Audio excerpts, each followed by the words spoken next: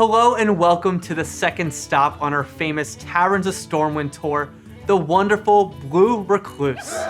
We have some fantastic updates for this part of the evening.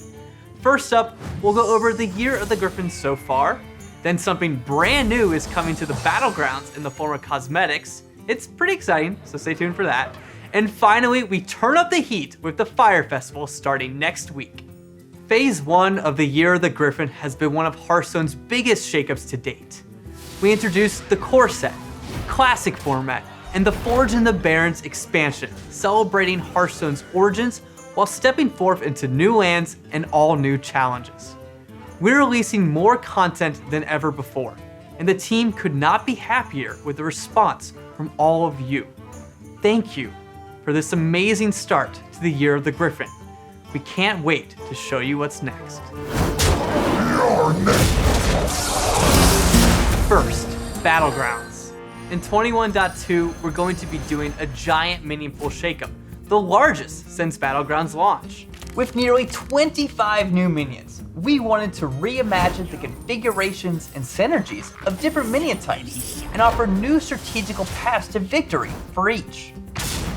Here's an early example of what to expect. For pirates, we're going to lean heavily into their role as a minion type that cares about gold and acquiring loot. New minions like Nosy Looter and Briny Bootlegger lets you feel like a pirate during your Battlegrounds run, amassing your own stash of treasure. Our other minion types will see similar additions. We're incredibly excited to freshen up Battlegrounds gameplay with these changes, and we'll have more information about that update and additional heroes soon. That's not all though. Phase 2 has more in store for Battlegrounds. Alongside our main content releases, we have been exploring cosmetic options for Battlegrounds players. We've landed on 2 new options that we're excited to share with you today. First, we're introducing Battlegrounds exclusive hero skins. Very soon, you'll be able to suit up as the likes of Pyrospike Millhouse or even Chained Kel'Thas. And second, it's not just the heroes who are getting facelifts. We are also introducing the option to sub out Bartender Bob for a hot new bartender in town, Ragnaros, the Tiki Lord. Because who doesn't love a delicious cocktail, right? I'm the only tiki torch you need! Expect to see dozens of hero skins and other ways to customize your Battlegrounds play throughout the year. And finally, don't forget, this year's Fire Festival starts next week. Ragnaros will be dishing out some pack rewards for completing quests in the Fire Festival quest chain. Our old buddy Malfurion will get a brand new skin, and we have some updated Tavern Brawl content. It's going to be a lot of fun, and we hope you can join us in the Firelands. Okay, that's enough from me. The next stop on this tavern tour is the Shady Lady, where they have some special information to show you. After the show, you'll get a free ticket to the Golden Keg. My good friends Liv and John will see you there.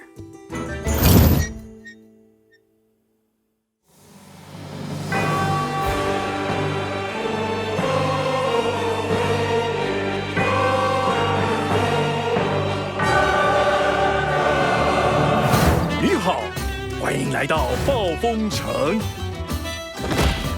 Hello， 我能帮你什么忙吗？你好啊，为了联盟，你看起来饿到不行。暴风城入了我情。到拍卖场来买新衣，我保证你满意。嘿，如果药水不够力，来买法术别客气。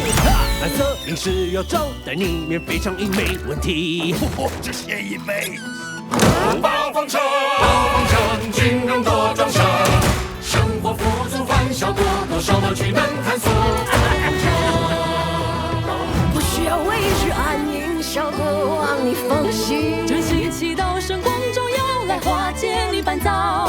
暴风城，英雄来报道，冒险呼唤你来挑战，替联盟争取荣耀。暴风城，看英雄争先起哄，我们团结奋斗。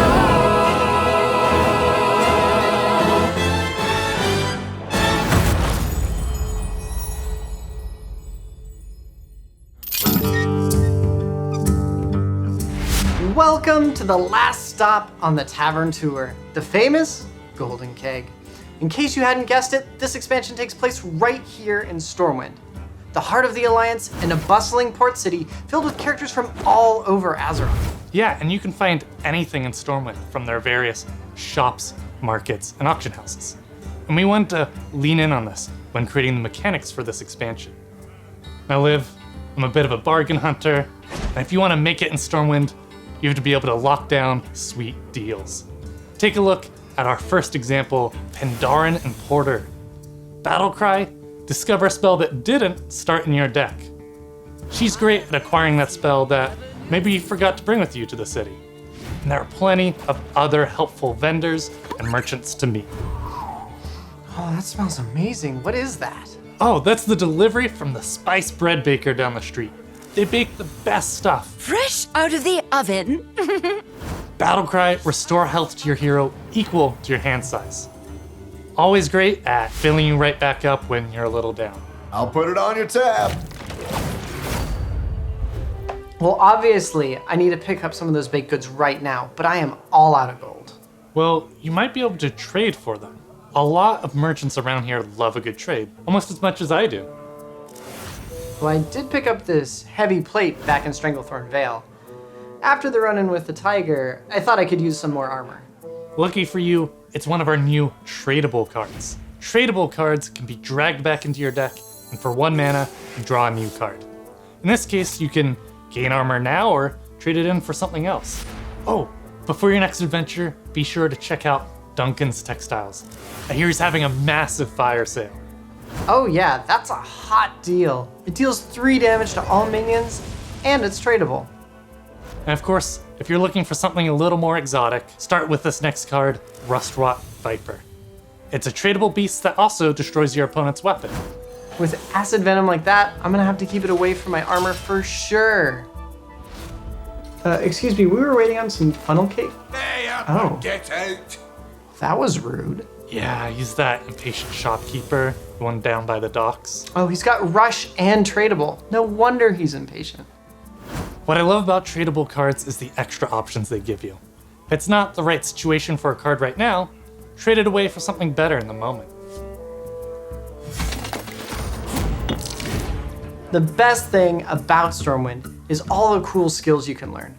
But learning a new skill means you need some new tools as well. Exactly. I recently picked up 2 new hobbies, enchanting and jewel crafting. And that's where profession tools come in. I couldn't find anyone to enchant my gear, so I decided to do it myself with this nice runed mithril rod. After drawing 4 cards, it reduces the cost of cards in your hand by 1. That's very handy, especially if you're a warlock. Okay, well, enchanting is cool, but bedazzling your gear with jewel crafting is even better. Check out my prismatic jewel kit. Whenever one of my minions loses Divine Shield, not only does it save them, but it also buffs up the minions in my hand. Profession tools are great tools for a true strategic thinker, but they take some work. You have to pick the right time to play it and collect the right reagents. Sometimes that's as easy as drawing cards, but it also allows for designs that can be more situational. You know what professions I always wanted to pick up? Carpentry and masonry. I could learn from the greats, the foundation of the Alliance, who are always ready for more work, like the peasant. Righto. He draws a card at the start of your turn. Those peasants really are the hardest workers out there. You know who also works really hard and never gets any recognition? The one who puts in the long hours and whose style is unmatched? No, who? The mailbox dancer, of course. Looks like his battle cry gives you a coin, but careful, his death rattle gives your opponent one as well. He's definitely working those moves. You'd be working that hard too if you had to get a new mount. Good ones are not cheap to come by.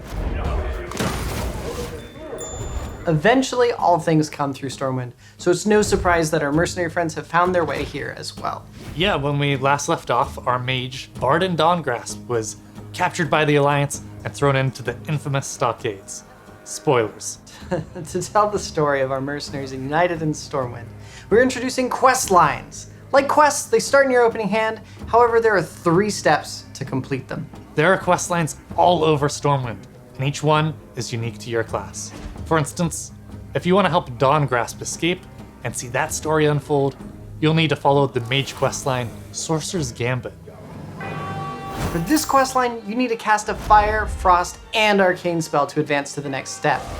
After each step, you get a small reward. Finish them all and you'll see Dawngrass break out of the stockades and make their way to the portal room to escape Stormwind. The final reward for completing the questline is your class's leveled up mercenary. In this case, Arcanist Dawngrasp is added to your hand, and when you play them, you get a massive +3 spell damage for the rest of the game. And I'm sure you're wondering, what about the other classes? We know that our Warlock Tamsin began our journey looking for the Demon Seed in the Barrens. What devious plot does she have in store for us now that she has it? Well, the Demon Seed requires a lot of power, so she'll have to use herself as a conduit to open a demonic portal. To do this, each step you have to deal damage to your own hero. Once you complete the ritual, the portal becomes self-sustaining and it can sap power from your opponent instead. Playing the final reward of Blightborn Tamsin transfers all damage done to your hero on your turn to your opponent for the rest of the game. And Tamsin hates Stormwind, but she'll love this expansion because she's bringing a demonic invasion with her to burn her former home to the ground.